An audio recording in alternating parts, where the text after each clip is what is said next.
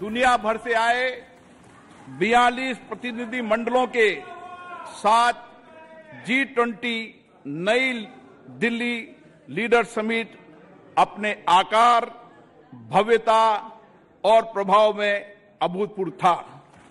इससे विश्व को भारत की विविधता, लोकतांत्रिक शक्ति और प्रतिभा को देखने का अवसर मिला है।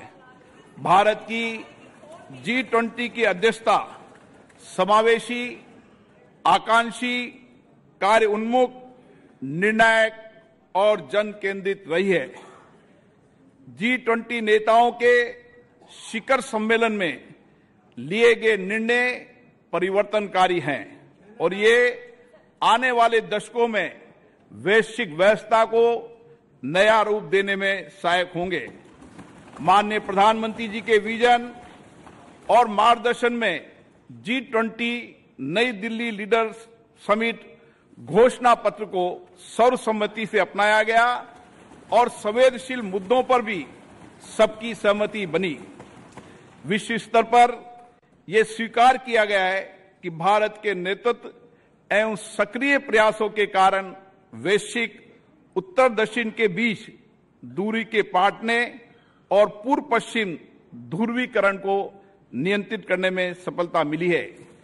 ये विश्व में भारत के ऊंचे कद और बढ़ती प्रतिष्ठा तथा इस सरकार द्वारा पिछले 9 वर्षों में किए गए कार्यों को दर्शाता है। माननीय प्रधानमंत्री जी के नेतृत्व में भारत को जो वैश्विक सद्भावना प्राप्त हुए, ये उसी का प्रमाण है। ये इस बात की भी स्वीकृति है कि कई प्रकार के विभाजनों से ग्रस्त विश्व में भारत शांति और संयम की आवाज है। भारत की अध्यक्षता में ग्लोबल साउथ की आवाज को G20 की चर्चा के केंद्र में लाने में महत्वपूर्ण भूमिका निभाई है। अपनी अध्यक्षता की शुरुआत में भारत ने जनवरी 2023 में voice of the global south शिखर सम्मेलन की मेजबानी की, जिसमें 125 देशों के नेतृत्व ने भाग लिया।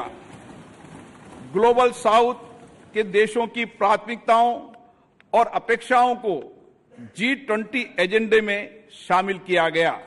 शिखर सम्मेलन की घोषणा में निर्धनता उन्मूलन, जलवायु वित्त, ऋण संबंधी समस्याओं से निपटने, खाद्य सुरक्षा, स्वास्थ्य सुरक्षा, डिजिटल बुनियादी ढांचे के विकास सहित विकासशील देशों के हितों से संबंधित विषयों को प्रमुखता दी गई। माननीय प्रधानमंत्री जी की पहल के कारण अफ्रीकी संघ को G20 के स्थायी सदस्य के रूप में स्वीकार करने का ऐतिहासिक निर्णय लिया गया। विश्व के शीर्ष नेतृत्व को राजघाट पर राष्ट्रपिता महात्मा गांधी को सम्मान देते देखना एक अद्भुत दृश्य था। उन सभी ने महात्मा गांधी द्वारा प्रतिपादित शांति और अहिंसा के सार्वभौमिक विचार और वर्तमान समय में इसकी प्रासंगिकता को स्वीकार किया गया।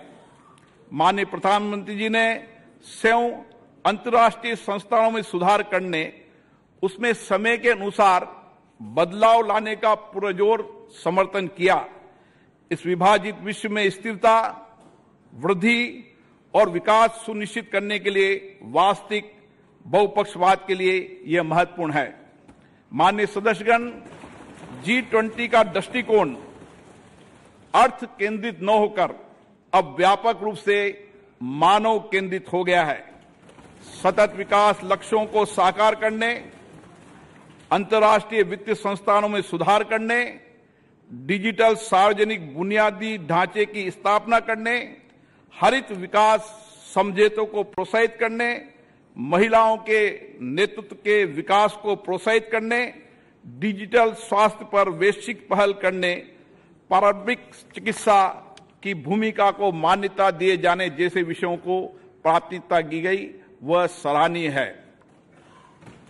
G20 शिखर सम्मेलन के प्रमुख परिणामों में अंतर्राष्ट्रीय अर्थव्यवस्थाओं को अधिक सक्रिय करना, विकास के लिए अधिक संसाधनों की उपलब्धता, पर्यटन का विस्तार, विश्व स्तर पर कार्य के अवसर, मोटे अनाज के उत्पादन और उपभोग के माध्यम से सुदृढ़ खाद्य सुरक्षा, कौशल की कमी और गतिशीलता की समस्या का समाधान करना, ग्लोबल वैल्यू चेन की मैपिंग, एमएसएमई की सहायता करना और जैव ईंधन के लिए प्रतिबद्धता शामिल है। इनका लाभ पूरे देश को प्राप्त होगा। शिखर सम्मेलन के दौरान भारत मध्य पूर्व यूरोप आर्थिक कॉरिडोर और वैश्विक जैव ईंधन गठबंधन का शुभारंभ अत्यंत महत्वपूर्ण है। इन पहलों से एक कनेक्टेड भविष्य की नींव रखी गई है, जिसमें आगे भी भारत की महत्वपूर्ण भूमिका बनी रहेगी। पर्यावरण समर्थन के लिए लाइफ संबंधी उच्च स्तरीय सिद्धांतों को अंगीकृत किए जाने और जलवायु संबंधी लक्ष्यों को पूरा करने के लिए जलवायु वित्त और निवेश में बड़े पैमाने पर वृद्धि की आवश्यकता को विकसित देशों द्वारा स्वीकार किए जाने से इस क्षेत्र में भारत का नेतृत्व स्पष्ट रूप से प्रदर्शित हुआ है। भारत की अध्यक्षता में महिलाओं और आपदा जोखिम को कम किए जाने के बारे में G20 कार्य समूह के गठन के साथ साथ स्टार्टअप पर एक नए G20 की स्थापना के रूप में नई उपलब्धि दर्ज की गई है।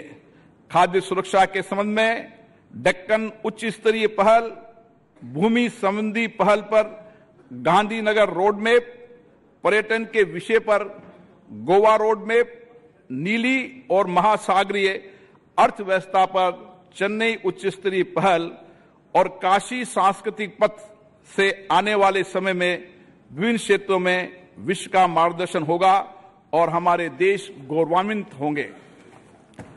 अगले माह हमारी संसद को हमारे G20 अध्यक्षता के क्रम में पार्लियामेंट P20 फोरम की मेजबानी करने का सम्मान मिलेगा। मैं इस प्रतिष्ठित सभा के प्रत्येक मान्य सदस्यों से अनुरोध करता हूं कि वे लोकतंत्र की जननी भारत की भूमि पर पूरे विश्व का स्वागत करने और वसुदेव कुटुंबकम, एक पृथ्वी एक परिवार एक भविष्य के मिशन को आगे बढ़ाने में शामिल हो।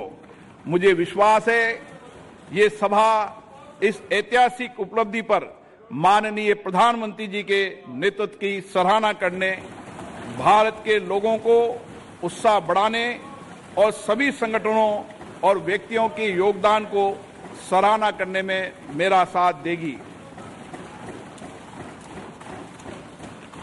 श्री सुनील कुमार सिंह,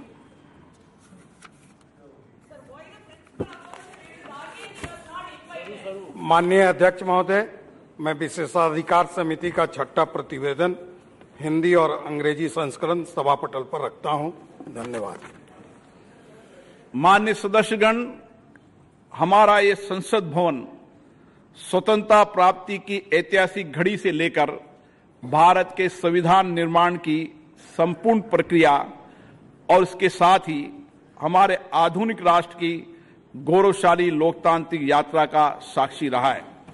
स्वतंत्र भारत की प्रथम लोकसभा के अध्यक्ष श्री गणेश वासुदेव मावलंकर जी ने 15 मई 1952 को अपना पदभार ग्रहण किया था।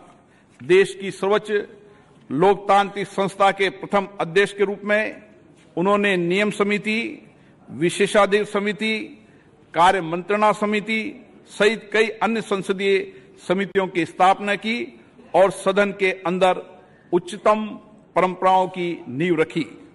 इस सदन में अभी तक मेरे पूर्व 16 माननीय सदस्य अध्यक्ष सदन के आसन पर विराजमान हुए और उन सभी ने श्रेष्ठ परंपराएं स्थापित की है।